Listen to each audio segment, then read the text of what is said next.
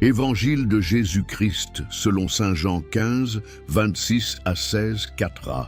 En ce temps-là, Jésus disait à ses disciples: Celui qui doit vous aider va venir, l'Esprit de vérité, et qui vient du Père. Je vous l'enverrai de la part du Père, et il témoignera pour moi. Et vous aussi, vous témoignerez pour moi, parce que vous avez été avec moi depuis le commencement. Je vous ai dit cela afin que vous n'abandonniez pas la foi. Vous serez expulsés des synagogues. Et le temps viendra où ceux qui vous tueront penseront qu'en faisant cela, ils servent Dieu. Les gens agiront ainsi avec vous, parce qu'ils n'auront connu ni le Père ni moi.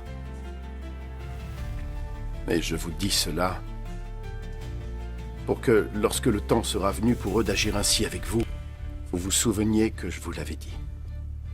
Acclamons la parole de Dieu.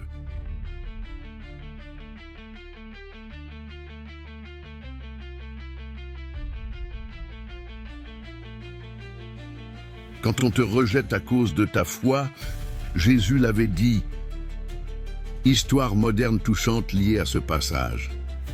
Laura est une jeune femme qui s'est convertie au Christ dans une famille non croyante. Au début, sa joie déborde, elle veut témoigner autour d'elle. Mais rapidement, elle sent les regards changer. Son entourage se moque, ses amis l'évitent. Certains lui disent qu'elle est dans une secte. À son travail, elle est critiquée pour ses valeurs qu'elle ne veut pas compromettre. Un jour, une collègue l'accuse faussement d'avoir mal parlé d'un client parce qu'elle a refusé de mentir.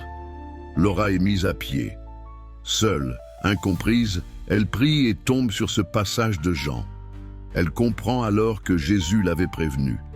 Elle n'est pas seule. L'esprit de vérité est là. Peu après, elle reçoit un message d'une collègue touchée par son témoignage discret et sincère. Et elle reprend courage.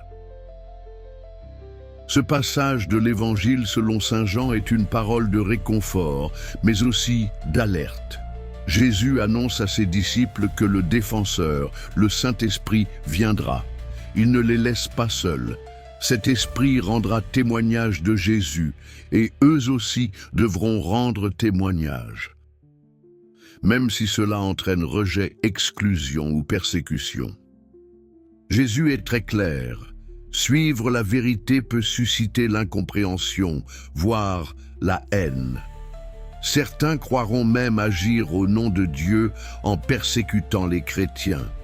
Mais Jésus veut préparer les cœurs, non pas pour qu'ils fuient, mais pour qu'ils tiennent bon, ancrés dans la vérité et dans la présence de l'Esprit.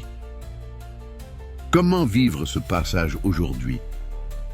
Ne pas être surpris par le rejet.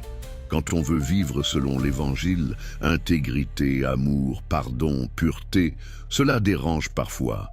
Jésus l'a annoncé. Ce n'est pas un échec, c'est un témoignage. S'appuyer sur l'Esprit Saint, dans les moments de solitude, d'incompréhension ou de pression, invoque l'Esprit Saint. Il donne la paix, le courage et les mots justes. Il te défend intérieurement. Témoigner sans peur.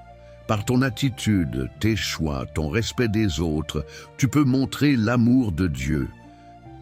Ce témoignage discret mais fidèle peut toucher des cœurs, même si tu ne le vois pas tout de suite. Se souvenir des paroles de Jésus, quand l'épreuve vient, relis ce passage. Il devient comme une boussole. Tu te souviendras que Jésus avait tout prévu et que tu n'es pas seul.